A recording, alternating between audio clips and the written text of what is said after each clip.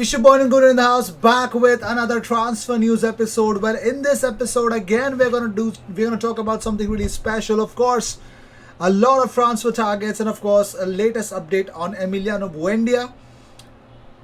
We have to talk about it. A left back, or rather a full back, and of course, a creator in chief as well. And how exactly are we going to talk about Shkodran Mustafi? What's the future? And William Saliba shines again for OGC Nice against Nîmes, and of course the future of CEO Kolašinac. Is he going to be sold permanently? Will Schalke get him on the permanent?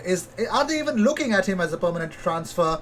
Who exactly could likely be the first signing of this summer? And of course the injury updates as well. So without any further ado, let's just jump into it. If you seek daily Arsenal content, this is the best place to be. Of course, we are really starting to be. I think there are 2 episodes we've already completed about IGFC.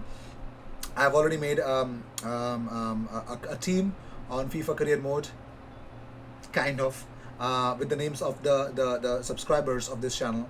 So yes, without any further ado, be a part of that. It's really it's really fulfilling.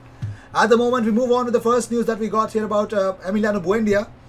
Arsenal have been handed a major boost over Emiliano Buendía transfer as Norwich City's stance is finally revealed. Well, Arsenal are eyeing a move for Emiliano Buendía. Everyone knows that. So, Norwich City sporting director Stuart Webber has handed Arsenal a huge boost in their hunt to sign Emiliano Buendía, opening the door for the Argentine to leave the club. Well, he remains a target for Mikel Arteta's side, and the 24-year-old's representatives have a close relationship with Arsenal also. It was then stated that Buendia's agents would hold talks with Gunners regarding a proposed transfer ahead of the end of the season. That makes it pretty clear. Now, what does Webber has to say? Now, he speaks about the Norwich trio, Max Aarons, Buendía and Todd Cantwell, open the doors for sales if their valuations were met. He says, we have our valuation, and if people don't want to pay that, they don't get them. We don't see it as us being unreasonable. We do know what our players are worth, what we've done for them, and what we want to be compensated for if they were to go. It's inevitable that interest will come from those 3 because they're terrific players and very experienced now for their age. When their journey here ends, we'll make sure that they get a good place.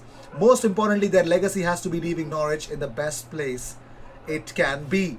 So I'm pretty much sure this sporting director was really instrumental in keeping Buendía at Norwich. Of course, they want to come back to the Premier League. That's the best ploy. Moving on, CEO Kolašinac. Well, Schalke sporting director on signing Kolašinac permanently says that is our absolute dream. Sead embodies Schalke like no other. Now, to talk about in detail, CEO Kolašinac has to go back to Arsenal in the summer, of course. Then the loan from Schalke will end. But Schalke have a concrete plan for the left back.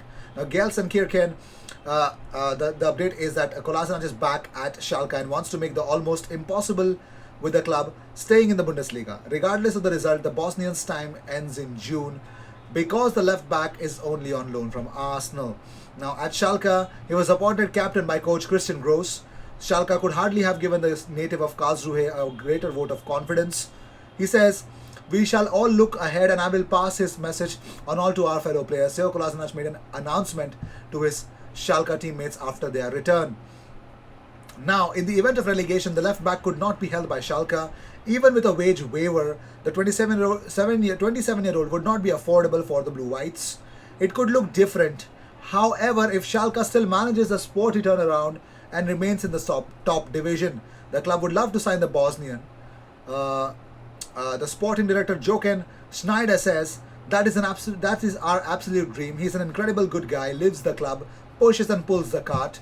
He embodies Schalke like no other. That was the official statement. Also, he says he was actually asked whether Schalke will have the endeavour to be able to rely on Sead Kolašinac in the future. He says, of course, it is our wish to keep him until the end of his career and beyond. What? Okay, whatever. If so, Schalke would have filled the left-back position for the coming years. It is not unlikely that Kolašinac could well imagine ending his career with Schalke. The Bosnian announces on his return to the Napen via Instagram, back at my heart club. Very well, let's see. The beautiful journey might or might not end. But moving on, so William Saliba's game by numbers against Nîmes away for OGC Nice. Now he had 1 clearances, 1 blocked shot, 1 interception, 0 dribbled pass. He was not dribbled pass as well. 2 aerial duels won, 2 ground duels won. What? No. He was second with most ground duels won was 2. 3 ground duels won, I'm sorry. Second successful dribbles with 2 through to the next round of Coupe de France. Congratulations. But moving on, Henry Winter says he has already written a letter to Twitter and Facebook demanding actions over vicious offensive abuse aimed at players and officials on their platforms. Premier League, FA, Women's Professional Game, EFL, PFA, LMA, PGMOL and KIO ask that messages should be filtered and blocked before being sent or posted if they contain racist or discriminatory material. You should operate robust, transparent and swift measures to take down abusive material if it does get into circulation. All users should be subject to an improved verification process and blah blah blah. You can read this, you can pause this and read, because I've got some really interesting news for you. Juventus are closing in on Folarin Balogun. Yes, Folarin Balogun is being chased by a number of big clubs in Europe, but it is Juventus who is closest to striking a deal. The Anglo-American forward is rated amongst the most exciting teenagers in world football right now, as confirmed by 442 in recent weeks, and is believed to be on the lookout for a new club. Balogun has been embroiled in a contract standoff with Arsenal for much of the season, with Arsenal turning down offers for his signature last summer in hopes of being able to offer him minutes and cement his future with the club. The 19-year-old's limited minutes in the Europa League have not been enough to convince the youngster to sign on the dotted line, however, and you can't really blame him. Balogun appears to be the clear 4th choice striker within their ranks, despite impressing in the Europa League, and you could argue that he is deserving of a chance to shine in the first team. A deal for Balogun could well end our interest in Gianluca Scamacca, who Tutto Sport strongly linked us with in January, but no deal prevailed. That's that, according to Don Balone.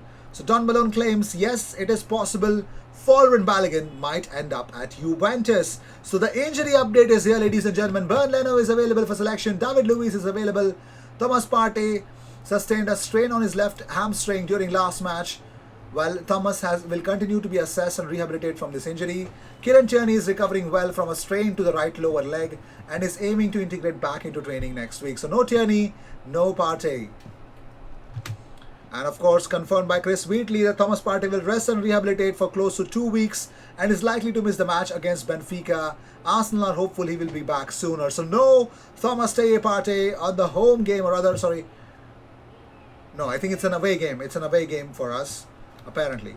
But moving on, so Patrick Bamford says, has given a story about Alioski. He says, do you know what Alioski said in the changing room? I can't wait for Sunday. I was like, why? He said, because I'm playing against my mate Pepe. He said that to the official Leeds United podcast. Mind games before the game. Anyways, let's jump into the transfer news. So Bayern are ready to pay our ex-Arsenal target Upamecano's release clause, according to Fabrizio Romano. He tweets out, Man United have never been in advanced talks to sign Upamecano. Always been appreciated, but unlikely. He's the main target for Bayern Munich, prepared to pay the release clause. Chelsea and Liverpool are still in the race. Also, Paris Saint-Germain now cooled down. So, it's all Bayern right now. It is completely Bayern. Now, talking about someone special, Udinese won't rule out De Paul's sale following Liverpool links. Of course, ex-Arsenal target again. Arsenal were linked with him predominantly in a brief week of the winter transfer window, this and the summer transfer window dominantly as well. Udinese have not ruled selling Rodrigo De Paul in the summer following links with Liverpool in the January transfer window. It looks like Rodrigo De Paul might be on the move. Mustafi wants to stay in Germany. He wants to stay in Germany beyond the summer, but it is unlikely that he will remain with Schalke, because the report states that Arsenal defender is keen to remain but continue to play football in Germany's top tier. Now, Schalke's odds are really close towards relegation, so Mustafi's future looks to be elsewhere in Bundesliga, but not with Royal Blues. Talking about another player is Jose Gayà. He's actually snubbing Premier League and La Liga interest. It looks like Valencia left-back Jose Gayà, who previously had offers from Real Madrid and Arsenal, he continues to attract interest according to Tribuna Deportiva. The 25-year-old, however, has no interest in leaving his current club. The report claims with the white defender keen to remain with Loche for the foreseeable future. So it looks like Jose Gayà won't be moving to Arsenal or won't be going elsewhere near La Liga or rather Real Madrid. Arsenal had an offer made already. So with this, we end this episode. Thank you so much for tuning in. If you guys enjoyed it, please hit that like button and please subscribe if you haven't. Hit that bell icon to get all the notifications and hit the priority list of the notifications at the topmost tier. I will see you in the next one, and don't forget to subscribe.